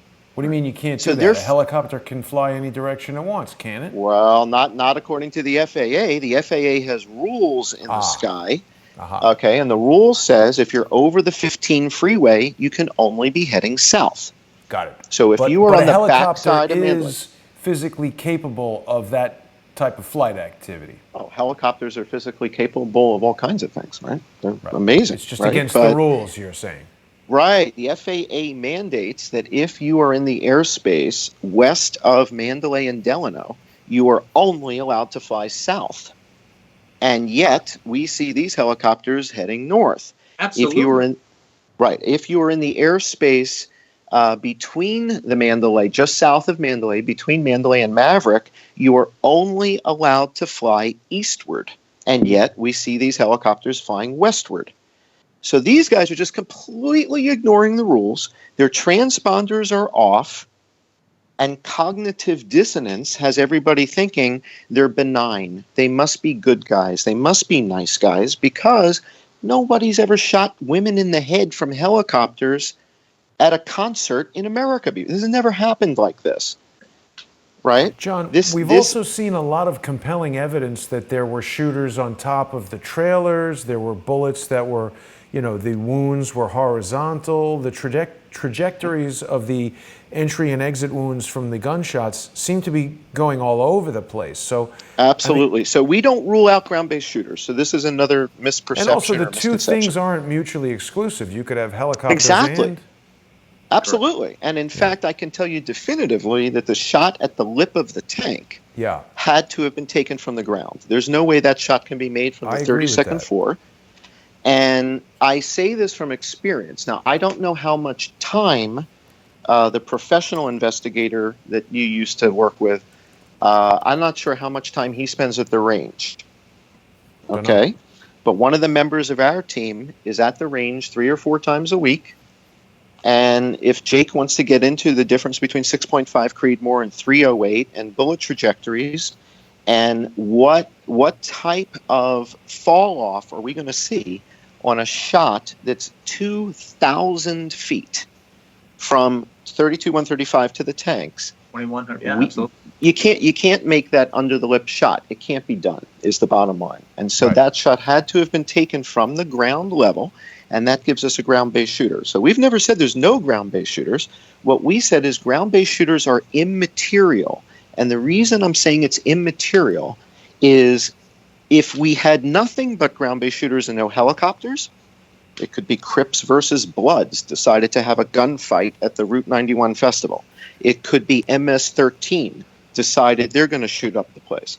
As soon as we introduce helicopters, it changes the makeup of who could be doing this. Right.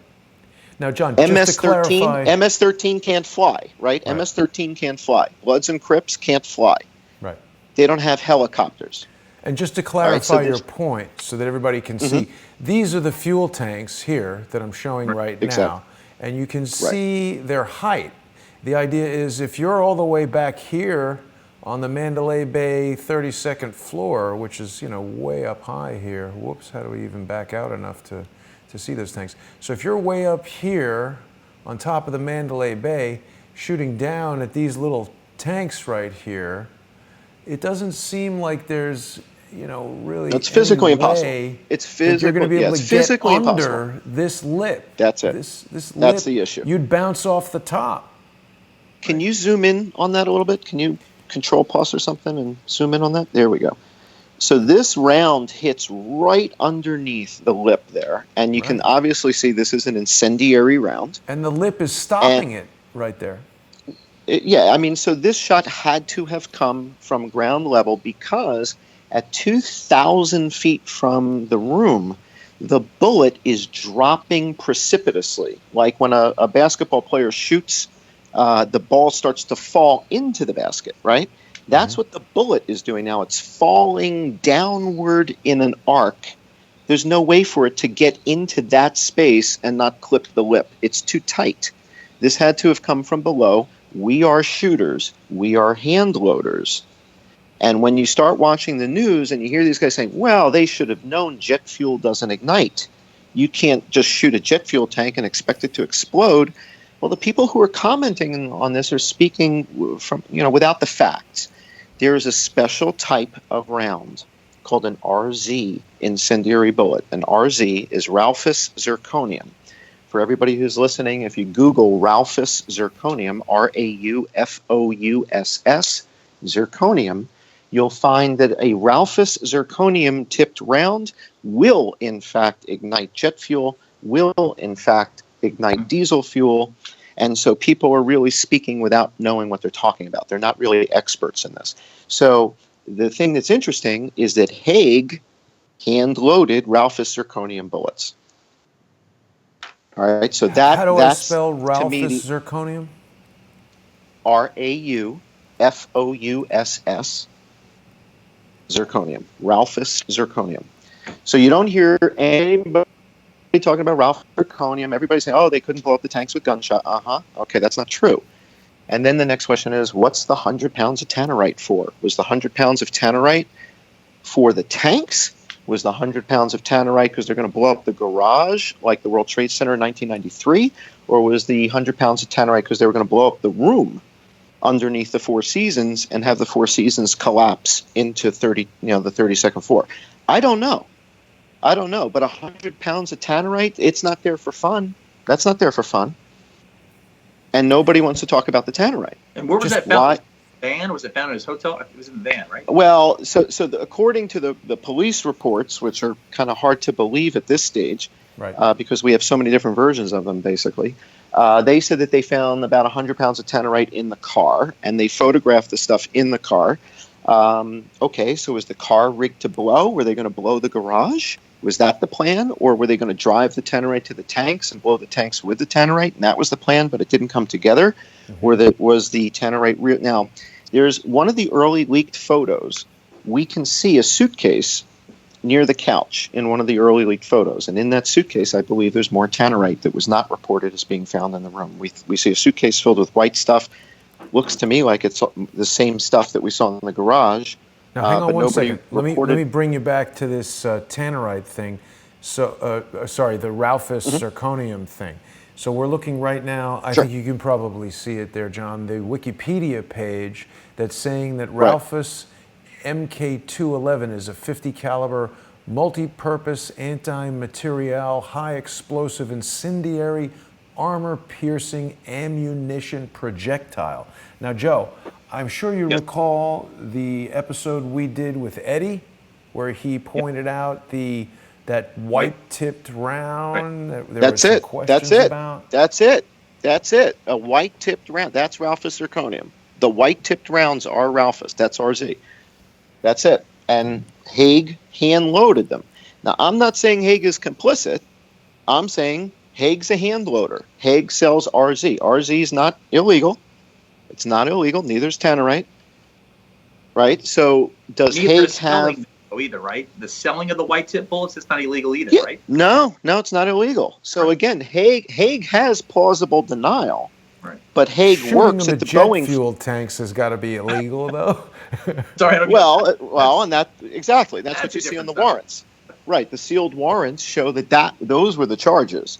I don't know if you guys have seen. There's a video that D. James put out recently, and D. James has been doing an amazing body of work on this, analyzing. He was following our work, didn't necessarily agree with the helicopters, but he wanted to kind of validate some stuff on his own. So he set up a channel. He's been doing incredible work. And I think if you guys look at some of his stuff and you combine it with ours, whether you believe what our conclusions are or not, he's doing great work. He looked into a lot of this as well. So I applaud his work as well. D. James, for you guys that want to look into some different perspectives. Jason, real quick, I just wanted to add, and again, I'm not trying to go back to the whole Jake thing, but I think if John was given the opportunity to answer some of the things or all of the things that Jake was saying, like what he's doing now, maybe the whole argument, the name calling, the Mossad thing, what it resulted in, maybe that could have been avoided. Who knows? But John's not here screaming at the top of his lungs, Saudi Arabia and helicopters. He's merely presenting what we all have an opportunity to look at. It's public knowledge now, and if it's wrong, it's wrong. We'll go on to the next hypothesis. If it's right, then let's dig further. But my point is that we can't, in my opinion, ignore this. We just can't. And I was hoping that John would have an opportunity the other day to explain all of that to Jake, but he never got a chance to. But he's doing it now. I would still like to end a dispute with Jake, and I say again, if there is evidence to disprove the things that John Cullen has proposed, I would happily look at that, and I would even go as far as saying I believe John would be interested in seeing that as well. Absolutely. Because in my experience, absolutely, people that are doing legitimate research want the research to be challenged. Anytime someone challenges Quinn, I find he comes back with more evidence, and he looks further and he digs deeper, and he even tells me, I'll forward him messages from people saying, hey, Quinn is crazy for this or that reason, and then Quinn comes back with, am I crazy? Here's a document from a guy in 1940 whatever, Alan Turing, developing artificial intelligence. Here's a bunch of ladies who were programming some communications network, who were voice encoding, who were doing whatever, and the guy keeps building evidence. Joe, you probably recall when we first encountered Quinn Michaels and he said, oh, there's an underground lab, and it was like, you're crazy. I went there with him. The lab is there. It's there. However crazy an idea sounds, I don't really like it when people just say, that's crazy, this guy's a CIA agent, he's not in wherever he says he is or whatever. I like to check the information, because here's the thing, Joe. We've encountered a bunch of people, John included, who for various reasons, they have families, they have jobs, they fear for their safety, they don't want to get doxxed by maniacs like my ex-wife just was today for no good reason. They want to avoid that, so they want to remain anonymous, but they also want to share their information without putting themselves at risk. So it becomes a difficult thing for us to do, and by us I mean everyone watching right now, everyone in the crowdsourced community, everyone doing their own investigation out of the sense of curiosity that we all have. It becomes a challenging process to respect a person's desire, understandable desire to remain anonymous, but also vet out their information. So I appreciate you coming back on, John, and allowing us to do that. Certainly. I mean, I know we have to wrap up. Our approach with all this was, first, let's figure out what's happening. Once we think we have a pretty good understanding of what's happening, then it becomes, well, who could possibly be behind something like this? Who could possibly get 3 helicopters into Vegas? Who would have a motive to do something like this? And so once we became absolutely 100% certain of what we were seeing with the evidence-based video, evidence-based flight radar, right? Once we got to that point where we were like, I'm willing to bet my life, Right. Jason. then I move on. Then I move on to who's behind this, right? And so who has proposed an alternate cogent theory, an alternate hypothesis besides us that is similarly well researched? Now, had Jake come to the show and said, guys, I've got evidence that Syria had 8 pilots sneak in with a UAE delegation to Operation Red Flag, and that it was really Syria behind this, right, I would have been like, are you kidding? This is amazing. What do you got? What do you got? Let's dig into this, right? And let's not get onto speculative. Yeah, right. Exactly. Right, but I'm saying, had he brought evidence to the table, yes, and said there's an alternate hypothesis, right? I have an alternate hypothesis. Here's why I believe what it is. Here's the evidence to support it, right? I've shown you evidence of articles where Saudi princes are planning a coup d'etat, yes, and it's rather evident. And so this is evidence-based hypothesis based on what I'm seeing now. Yes, I agree with the comments that it's enough about Jake. Let me hit you with some of the questions. And then here. they can stay. Then they can sue me for libel. Okay. Thought it was the Saudis. They can sue me. Joe Dugali, sorry Joe if I'm getting your name wrong, here in the Periscope comments is saying, John, that you have not been open to criticism on several sites. No. So I'm absolutely open to criticism. I'm not open to disrespect. Right. Yes, and I'm glad you said that, because you see, that's a big problem. I really would like us all, everyone who's engaged in this crowdsourcing activity, and that just doesn't mean just crowdsource the truth, people that are exchanging information on the internet, it's very difficult to get into a sensible and useful debate. So let me address Joe directly. Joe, I just told you about D. James. D. James does not believe in the helicopter theory. But D. James and I work together. We talk offline. We email each other. We support each other. Right. If he's right, God bless him. Okay. Here's another very good question for you, John. Right, sure. Jeff McCormick wants to know why the love of the FBI, and that was one of my early questions for you. Please explain your position on that. All right, so let's talk about this. All right, so it's important for everybody to understand that for us, this has been a race against time. We want to get the information out there, and at the same time, I'm putting my life at risk publishing this stuff, right? Particularly now that people are trying to dox you. Exactly. So I needed the FBI to know that I'm not here condemning them for what happened. This is not the FBI screw-up. This is the CIA screw-up. The CIA is supposed to protect us from this type of stuff, not the FBI. The FBI's job is to solve the crime and catch the bad guys. That's their job. Don't they do counterterrorism? Hang on. So I'm not praising Comey. I'm not praising Mueller. You have to be very careful with what I'm saying. I am praising the job that was done by the Las Vegas team headed by Aaron Rouse. Now, I know everybody thinks Aaron Rouse is a weasel, he's a lizard, whatever people think about Aaron Rouse. Aaron Rouse is a counterterrorism mastermind. He is the best counterterrorism guy in the FBI, period. He's the most experienced. The guy is brilliant.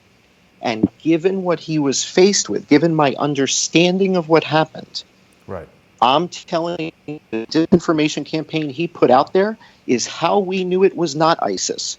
You know how we knew it wasn't ISIS? Because he kept the helicopters out of the news. And when ISIS published their magazine saying we did it, and they showed the Mandalay Bay covered in blood, and they praised Allah Mariki, Paddock, right? That was their name for Paddock, was Allah Mariki, right? There were no helicopters on the cover. And the reason there were no helicopters was because ISIS didn't know about the helicopters. And they didn't know about them because they weren't in the news. Right. Aaron Rouse is a genius because by keeping the helicopter aspect out of the news, the guys who really did it, in my opinion, got lulled into a false sense of security, and they were arrested within 5 weeks. The main perpetrator is a guy named Mansour bin Mukrin. He was killed in his helicopter. That's called an eye for an eye. That was MBS's way of saying, I know what you did, and I'm going to send a message to all the other cousins. I know what you did. I'm killing you in your helicopter with your entire entourage. You're all going to die. His name is Mansour bin Mukran. He was killed on November 4th. If I'm wrong, I need to see a better hypothesis that's equally well researched. That's all. It's called a cogent hypothesis. Let me add just a bit of my own personal commentary here, because there's been some criticism of the way you pose these hypotheses. You know, when I was in like 8th grade English, I recall a teacher saying in writing, you should not use the phrase, I think, like I think the Saudi Arabian National Guard was involved in this, because you're doing the writing, it's obvious that you think it. Now, when we're dealing with journalism and this type of thing, perhaps it would be useful to be a little bit more clear that the statements that you're making are all, you know, sort of contingent on this hypothesis that you're building being correct. We've been publishing a hashtag, what's your hypothesis, for months. Right. And I keep asking Jake, what is your hypothesis? Right. And to him, that's confrontational. Well, I don't think. let's I stop just want to know what's mentioning the him, 'cause alternate. that is Okay, maybe so being what is confrontational the at this point. alternate? What is hypothesis B? I would And also the reason we add don't. that the absence of an alternate hypothesis doesn't make this hypothesis more true. But I do find many of the things that you're saying very compelling, and as Joe said, at very least worth further investigation. Sure. Looking for means, motive, and opportunity. I found it with this crew. Is it definitive? No. And it's important, again, for people to understand the scientific process is not about proof, it's about evidence. What we're doing is compiling a mountain of evidence. If all the folks in the audience are waiting for me to produce a signed receipt from when the prince signed out of the Four Seasons, you think he signed a check? Excuse me, sir, before you leave, can you please sign here? If you guys are waiting for that, you're going to wait for the rest of your lives. It's not going to happen. We are mounting circumstantial evidence in a pile that is overwhelming. Is it proof? No. But is it worthy of further investigation? We think it is. Periscope is asking, why kill so many civilians in this Saudi Arabian hypothetical plan? All right, so now we're going back to chapter 1. So this is a very basic question. In order to get the prince to exfiltrate from the building, there are certain protocols that have to get tripped. Meaning, let's say he's upstairs at the Four Seasons, he's in the suite, and all of a sudden all hell breaks loose outside. There's sirens, there's gunfire, something's going on. It's obviously a disaster. Police are coming from everywhere. If they don't do everything, what are they supposed to do? Just fly around? And, so this is designed to get the prince to flee the building with his motorcade, at which point they were going to kill him. Originally, we believe they were trying to blow the tanks up to create an unbelievable fireball explosion. People would have been burned, etc. It would have been horrifying. And then the prince leaves. The prince begins the exfiltration protocol. If we're right about our hypothesis, the people behind this are former Saudi intelligence Wahhabis that do not believe in where MBS is trying to take the kingdom. He's trying to modernize it. He wants people in dungarees. He wants to build a city to rival Dubai. And the it would also Wahhabis follow think that that's a faction of the Saudi royal family that is anti-Trump. So possibly a huge terrorist incident would be very embarrassing for Mr. Trump. It's beyond anti-Trump. It's beyond anti-Trump. They're anti-Muslim. The Wahhabis will kill Shiites, right? So it doesn't even matter if you're another Muslim. If you're a Shiite Muslim, they're going to kill you. You're a non-believer. And the Wahhabis are the guys. Tony simply says he's a clown spook, so that's not really evidence-backed, but that's a comment. I'm a clown spoof? Spook. Okay, which part of this show is clowny and spoofy? That's what I'm saying. Tony, simply, you've got to have a little more information than that. Yeah, this is a fact-based call, Tony. Mike Aljai, okay, Tony. so now, someone is saying, kill 58 for a chance at an assassination attempt. Come on, dude, evil Knievel couldn't make that leap. Now, we've also heard, let me add this, because we've heard from another guest, we've heard from David Hawken from Able Danger, that there is a blood sport among the wealthiest in the world, those that some would say traffic in human life, where they stage these events and they have a purpose. And one of the additional things that they'll do is death pool betting and place bets on who will die and how and when and all that kind of thing. So let me address that. So when we form a hypothesis, you see that a lot of the videos that we've done have statistics. We did statistical analysis of the people killed. Those were very compelling as well. Right. So when I hear hypotheses like this, that it's death pool betting, it sounds very dramatic, right? Very ooh. But I need to see a body of evidence. I'm presenting a body of evidence of political discord in Saudi Arabia. I'm showing you that the prince was afraid of a coup d'etat. I'm showing you his cousins were planning a coup d'etat. And then 4 weeks after the attack, they're rounded up and one of them is killed. So I'm asking, you guys have to connect the dots. I can't paint the entire picture. Right. You have to connect some of these dots yourselves. Now, if there's death pool betting, well, okay, that's hypothesis C. You guys need to go do the research, provide the documents as we've done to show you why. I'm just not pulling the Saudi thing out of the air, guys. I'm providing documents and documents and documents of stuff showing you why we think it's the Saudis. Right. And I'm not afraid to be wrong. If I'm wrong, that's fine. Right. Tell me you have proof it was Syria. Tell me you have proof it was another, it was North Korea. How the hell North Korea get helicopters into Vegas? I showed you the Sang, the Army general running the program in Arizona at the factory where Haig works. Connect the dots. Connect the dots. Yeah, I mean, again, Gen 2020 has pointed out that correlation does not equal causation, and I agree. I agree. Exactly. I'm saying, doesn't it warrant further investigation, Jen? Yes. That's all, Jen. This is not definitive. Yeah. This is not definitive. Provide additional information. Exactly. Yeah. This is not definitive. I'm saying I've got enough evidence here to warrant further investigation. That's it. I agree with that. I don't want to do this forever, Jason. This is not how I make a living. I'm retired. Wouldn't you agree that if we're able to, with confidence, eliminate, based on what you've dug up, Laura, Jake, John, if we're able to, with confidence, eliminate Paddock, or even call him a patsy, why would we turn our backs on it and ignore all the other information that's come as a result of that? Right. Yeah. That makes sense? I think I made the analogy, Joe. It might have been in the call with Hudson that I published earlier this morning, where I watched a video about the JFK assassination that I found to be almost completely ridiculous. Almost all the information was bad. And at the end, the guy had one little nugget about an investigation that had been conducted by the French intelligence agency, or one member of French intelligence. And that led me to a book written by this French intelligence agent, which had a ton of great information in it. So again, I'm not inviting John or any particular guest onto the show because I 100% endorse his theory. I invited John here because I appreciate the methodology that he employs. Some words are difficult to say with this echo in my head from the headphones.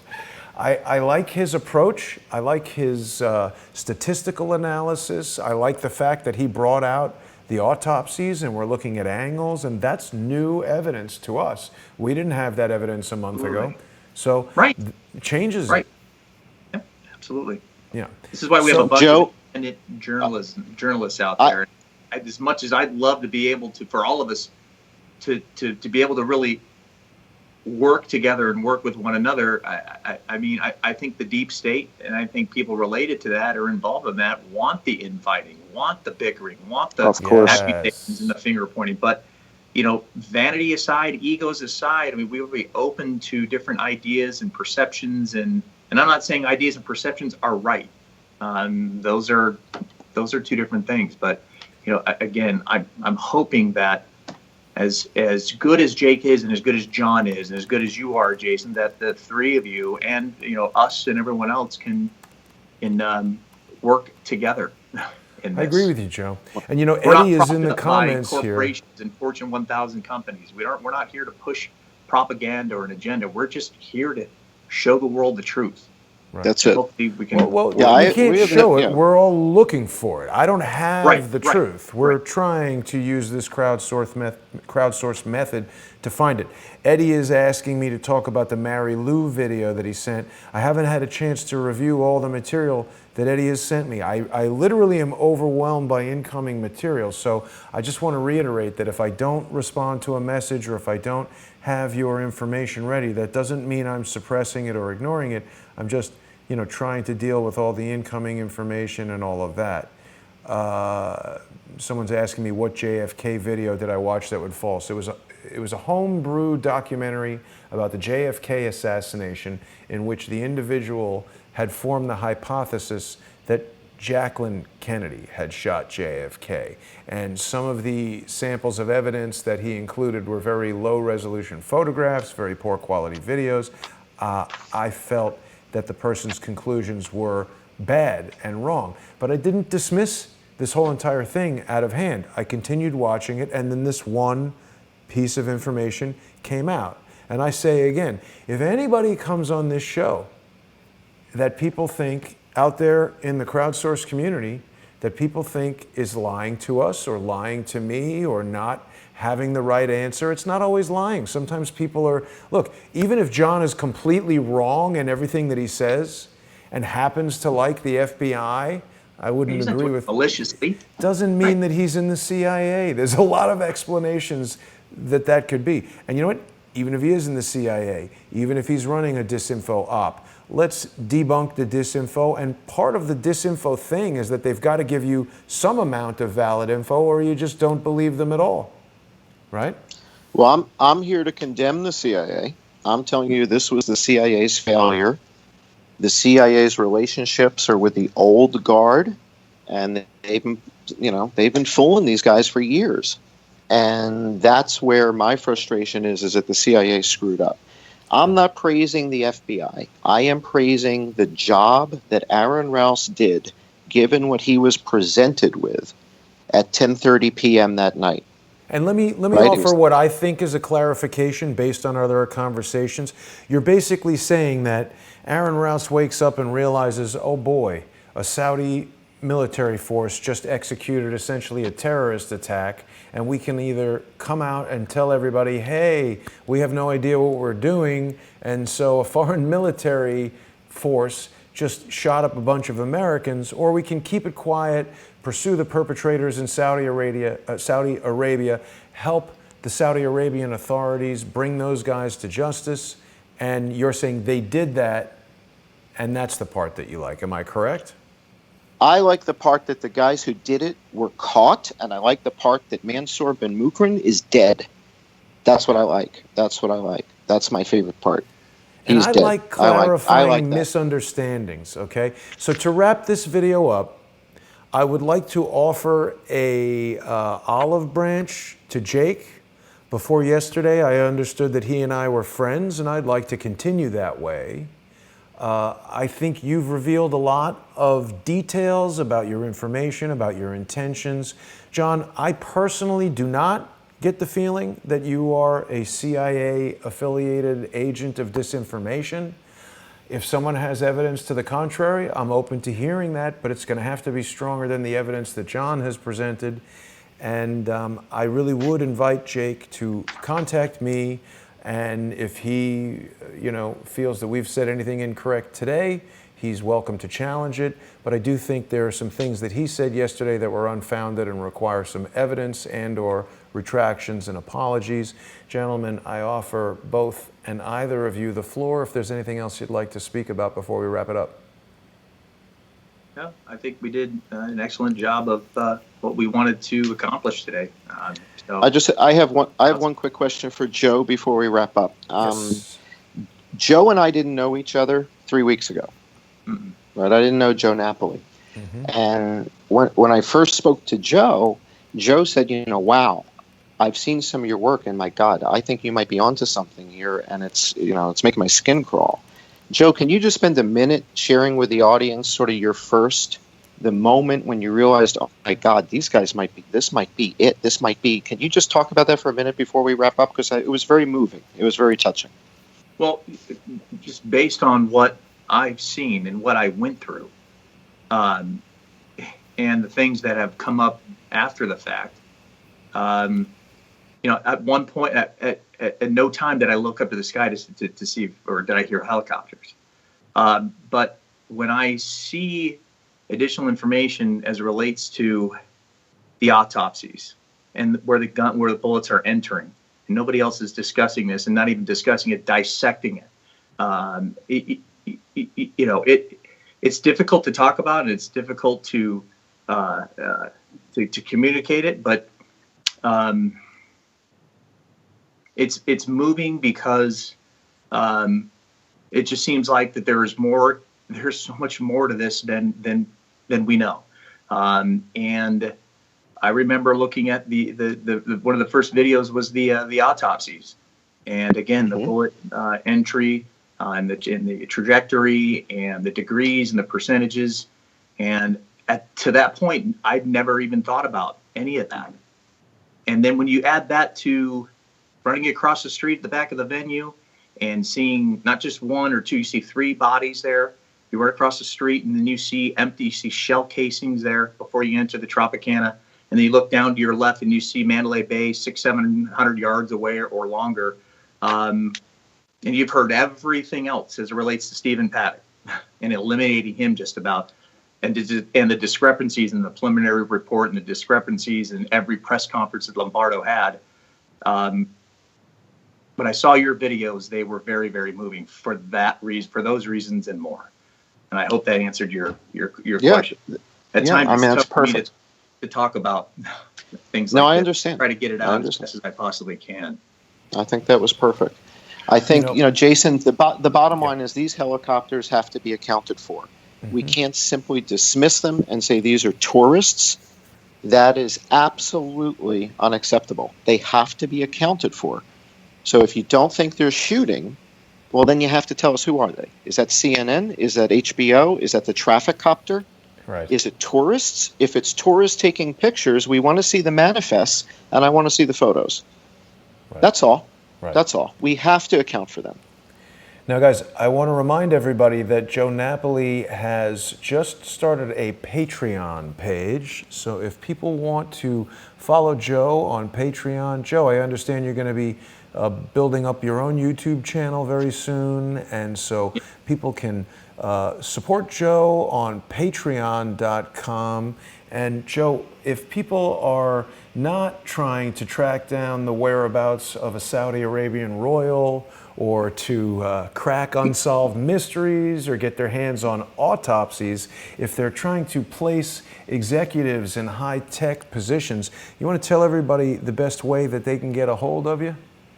Sure. You can find me on Twitter at JoeNapoli7. You can find me on LinkedIn as well. And my email address is another very good way, joe@launch, LAUNCH, path, PATHES.com. Always enjoy having you on, Joe.